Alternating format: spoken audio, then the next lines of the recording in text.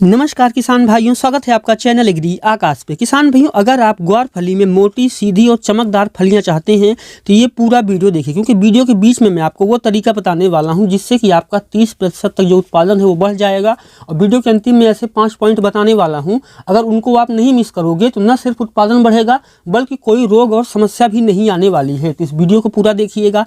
Channel पे पहली बार आए हैं सब्सक्राइब कर लीजिएगा। चलिए शुरू करते हैं। जैसे कि आप अभी स्क्रीन पर देख रहे हैं, ये लगभग जमाव के 5 से 7 दिन का पौधा है। हो सकता है कि 2-4 दिन ज़्यादा हो गए हों, लेकिन हम यहाँ जमाव से लेकर के पहली जुलाई तक पूरी जानकारी देने वाले हैं। देखिए, अगर आपका जो पौधा है वो जमाव कर गया है तब आपको पहला काम क्या करना है। पहला काम आपको ये करना है कि अगर कोई पौधे बहुत पास है तो उनको निकाल दीजिए। कोई पौधे ऐसे जो कमज़ोर है तो उनको भी निकाल दीजिए। और पौधे से पौधे की जो दूरी है वो बिल्कुल निश्चित हो जाए, क्योंकि बुआई के समय ज़्यादा बीज डाला जाता है कि कोई सा भी जो जमाव है अगर न कर पाए बीज तो उसकी जगह दूसरा बीज ले ले, इसलिए थोड़ा सा बीज एक्स्ट्रा बोते हैं। तो इस समय अब समय है कि अपने खेत से जो है पौधे से पौधे की दूरी को निश्चित कीजिए। उसके बाद किसान भाइयों, अब बात आती है, ध्यान दीजिएगा कि यहाँ पे आपको अगर एक गलती हो जाएगी ना तो आपकी फसल जो है वो ख़राब हो सकती है। वीडियो को स्किप मत कीजिएगा।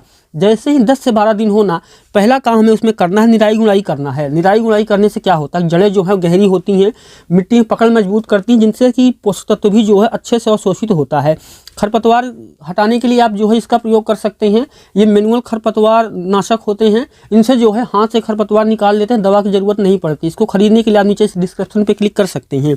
निराई गुड़ाई आपने कर ली। अब आपको जो पौधा वो तेज़ी से बढ़ना शुरू हो जाएगा।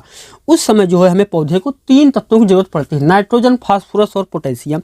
तो 25 किलो जो है आप डीएपी ले सकते हैं, 25 किलो यूरिया ले सकते हैं और 25 किलो जो है पोटाश ले सकते हैं। और अगर आपने जो है बुआई के समय डीएपी और पोटाश डाला हुआ है तो इस समय जो है सिर्फ और सिर्फ 25 किलो यूरिया लीजिए। उसके साथ में जो है माइक्रोन्यूट्रिएंट फर्टिलाइजर मिला सकते हैं आप। और अगर आपने जो है बुआई के समय डीएपी वगैरह नहीं दिया है तो इस समय आप दे सकते हैं। और ध्यान दीजिए, लेकिन यह जो खाद है ये भी काफ़ी नहीं है। असली गेम चेंजर जो है वो मैं आपको थोड़ी देर में बताने वाला हूँ, उससे जो है असली गेम चेंज हो जाएगा। उसके बाद बात आती है कि खाद डालने के बाद खरपतवार हटा लिए, खाद डाल दी, उसके बाद जो है आपको सिंचाई कर देनी है।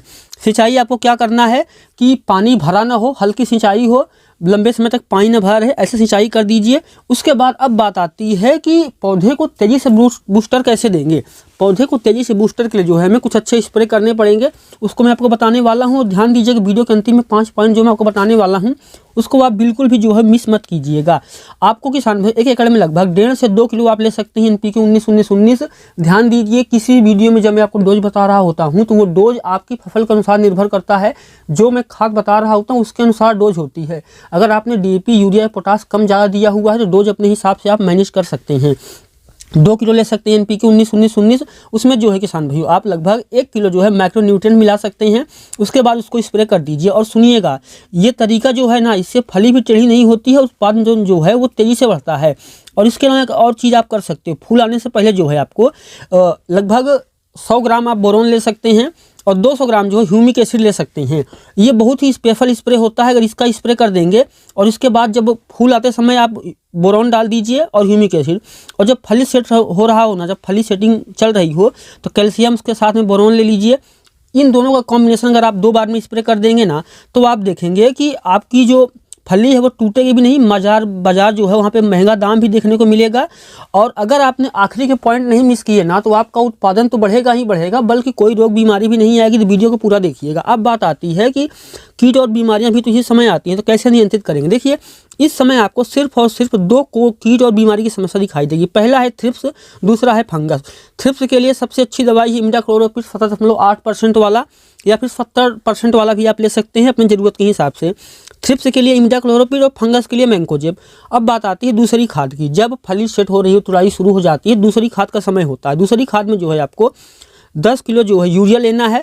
और अगर आपने फसल में जो है सल्फर नहीं दिया हुआ, 3 से 4 किलो जो है वो सल्फर ले सकते हैं। और ध्यान दीजिए, अब ये आखिरी पॉइंट है जिससे किसान भाई जो है 10-15 हज़ार रुपये ज़्यादा कमा लेंगे। और वीडियो के अंतिम वाला पॉइंट मैं आपको बताने ही वाला हूँ। तो ये आपने कर दिया, 10 किलो यूरिया में 1-2 किलो सल्फर मिला करके आपने डाल दिया। और अगर यूरिया 2 बार में आपने नहीं डाली है, तीसरी बार आप डाल रहे हैं, यहाँ पे आपने 2 बार बुआई के समय पहली में नहीं डाली है, सिर्फ पहली बार में डाली है, तो 20 किलो तक आप डाल सकते हैं। ध्यान दीजिए, बहुत ज़्यादा यूरिया देने से बचें, क्योंकि ग्वार फली को बहुत ज़्यादा खाद की ज़रूरत भी नहीं पड़ती है। लेकिन यूरिया से जो है आपको खास सावधान रहना चाहिए। बहुत ज़्यादा यूरिया देने से जो है सिर्फ और सिर्फ जो है कायिक विकास ही होता है। और इसके अलावा किसान भाइयों, आपकी जब तुड़ाई शुरू हो गई, ये सब करने के बाद लगातार तुड़ाई आ रही ना, तो आपको 4 से 5 चीज़ें फॉलो करनी है। अब वो 4 से 5 चीज़ें क्या है मैं आपको बता देता हूँ। देखिए, वो सुनने में साधारण भले ही लगे, लेकिन ये बहुत ही काम की बात है। पहली, खेत में साफ़ सफाई रखें। अगर आपके खेत में साफ़ सफाई है ना, खरपतवार नहीं है, तो आपके स्प्रे का भी खर्चा बचाएगा। कुछ कीट और बीमारियाँ जो है इसी से आती हैं, तो ये भी नहीं आ पाएंगी। पहली चीज़, उसके लिए आप जो है मैनुअल खरपतवार वीडर का इस्तेमाल कर सकते हैं। दूसरा है किसान भाइयों, कार्बेंडाजिम, मैंकोजेब और मेटालेक्सिस, 3 चीज़ों का स्प्रे करते रहना। इस फसल में जो है फंगस की बीमारी आती है, थ्रिप्स की आती है और माहू की आती है।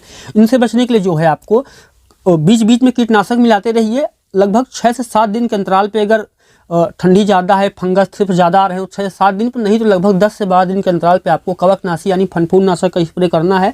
इसके साथ में किसान भाइयों, अगर आपको लगे कि बीच में थ्रिप्स, माइट ये सब बहुत ज़्यादा आ रहे हैं, तो अच्छी क्वालिटी की जो है, जैसे मैं आपको बताया इमिडाक्लोरोपिड, इस टाइप के जो कीटनाशक उनका आप प्रयोग कर सकते हैं। और इसके अलावा एक बात और मैं आपको बोलना चाहूँगा कि एक बार जब तुड़ाई शुरू हो जाए ना, ढीले मत पड़िए, लगातार तुड़ाई कीजिए। जी हाँ, अगर एक बार आपकी तुड़ाई शुरू हो गई और आप देर में तुड़ाई कर रहे हैं, तो आपका उत्पादन घट जाएगा। लगातार तुड़ाई कीजिए, समय समय पर जो है सिंचाई करते रहिए।